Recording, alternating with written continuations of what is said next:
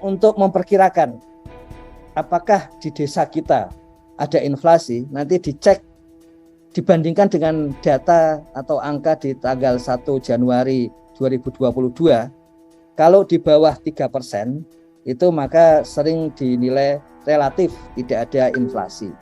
Inflasi 4-10% itu dianggap inflasi ringan. Ini tentu saja disclaimer kami sampaikan bahwa ini salah satu salah satu pengkelasan inflasi di dalam akademisi. Akademisi yang lain bisa jadi memiliki pengkelasan yang berbeda. Tapi yang paling penting adalah kemudian dampaknya. Jadi ada inflasi ringan, inflasi sedang, inflasi berat. Ya. Ini penting untuk disampaikan. Misalnya, seandainya pada akhir tahun inflasinya itu 5-6%, sebetulnya itu inflasi yang secara faktual ringan, bisa relatif mudah diatasi. Jadi supaya kita juga lebih aware, angka segitu sebetulnya lazimnya tergolong ringan dan dampaknya juga akan lebih ringan. Tapi kalau sudah di atas 100% hiperinflasi, memang dampaknya sangat membahayakan. Kalau harga sampai 2 kali lipat dari harga 1 Januari, maka itu ya ada peluang-peluang untuk membahayakan desa. Di level nasional paling tidak hiperinflasi. Ya. Di tahun 65 kita mengetahui bahwa hiperinflasi ketika sampai ke level nasional itu agak ada pergantian pemerintahan, dan yang bagi kita yang memprihatinkan tentu saja yang paling penting adalah konflik sosial yang menjadi dampak dari hiperinflasi. Kemudian yang juga sudah tercatat dalam sejarah adalah di tahun 97-98 hiperinflasi di akhir 97 sampai 98 itu selain pergantian pemerintahan juga ada konflik sosial yang masih muncul sampai di tahun 2001. Artinya apa? Untuk level desa patut kiranya kami menyarankan kita memang karena sudah ada keputusan Menteri Desa 97 2022 supaya tidak ragu bagi desa, pemerintah daerah, tenaga pendamping maupun warga dan pemerhati desa untuk memang menangani inflasi daerah pada level desa supaya konflik sosial yang mungkin muncul di level desa tidak jadi muncul. Apalagi buat desa-desa yang baru saja pilkades tahun ini atau tahun yang lalu gitu. Jangan sampai kemudian isu ini ya, karena itu maka perlu ditangani dengan strategis dan dengan segera. Nah, kemudian ada hal yang lain lagi yang menarik adalah karena di level desa beda dengan di level nasional, di mana di sana ada Bank Indonesia yang mengurus moneter, ada Menteri Keuangan yang mengurus perpajakan dan kemudian fiskal yang lain. Di desa juga relatif fiskal desa. Tapi yang pasti muncul di desa sebetulnya adalah sejauh mana produksi desa membuat supply dari bahan pangan maupun energi. Dan yang dan sebagai pembandingnya adalah kebutuhan. Ini salah satu caranya dari BPS itu sudah ada rata-rata kebutuhan dari orang Indonesia per orang per tahun untuk beras itu 1.569. Maaf ini koma ini artinya ribuan ya. Bukan koma, bukan 1,5 kilogram tapi 1.569 gitu. Kemudian jagung jadi 1,5 kilogram beras per minggu ya. 1,5 kilogram beras per minggu. Untuk jagung 0,034 kilogram jagung per minggu. Kalau yang pipilan 0,016 per kilogram per minggu ya.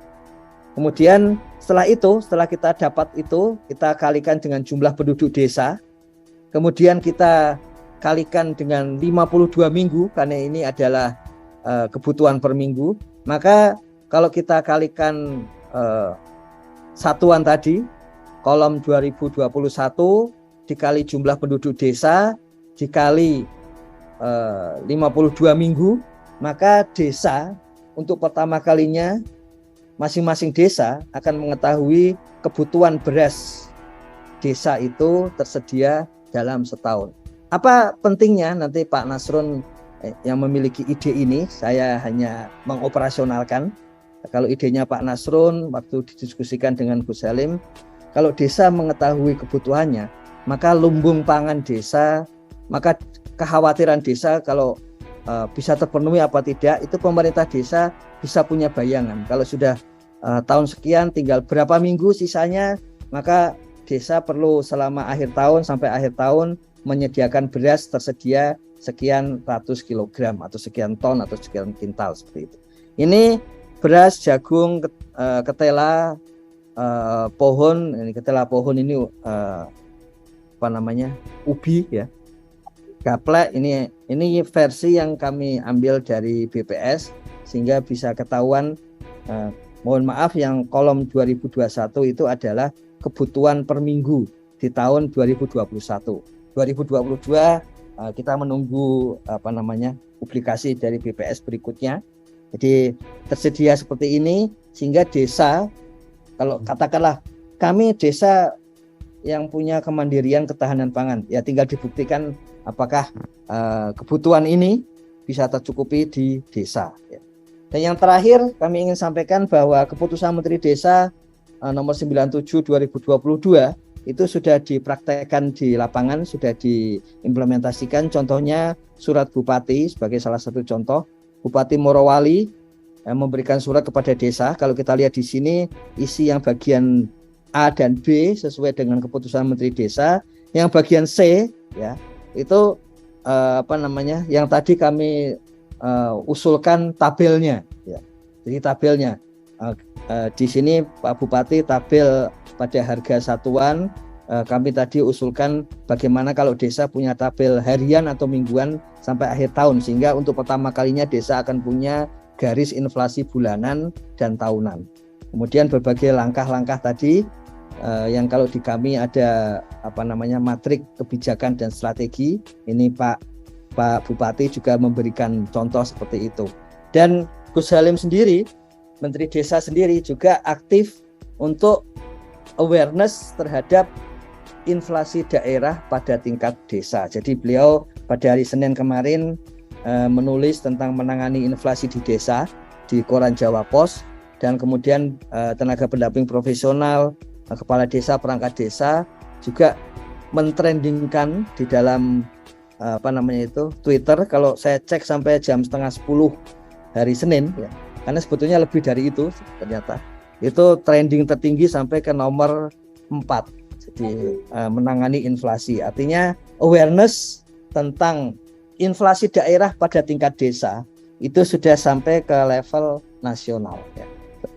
Wujudnya di koran dan kemudian di Twitter, dan bahkan media massa daerah pada terbitan hari Selasa kemarin itu juga di headline-nya bagian depannya itu sudah tentang inflasi di Nagari. Kalau ini Nagari itu kan nama lain desa khusus untuk Sumatera Barat, artinya media massa di daerah itu juga sudah mulai mencantumkan, membahas, melihat operasionalisasi dari keputusan Menteri Desa nomor 97 2022. Jadi kalau kita lihat di dalam, bahkan dimasukkan dalam tajuk rencana, saya bacakan alinea ke 1, 2, 3, 4, 5. Alinea kelima, menariknya apa yang disampaikan Menteri Desa Abdul Halim Iskandar yang menyatakan penyediaan data dan informasi pangan di desa menjadi salah satu upaya dalam pengendalian inflasi di desa. Jadi di situ ditunjukkan keputusan Menteri Desa nomor 97 di alinea ke-6 tahun 2022.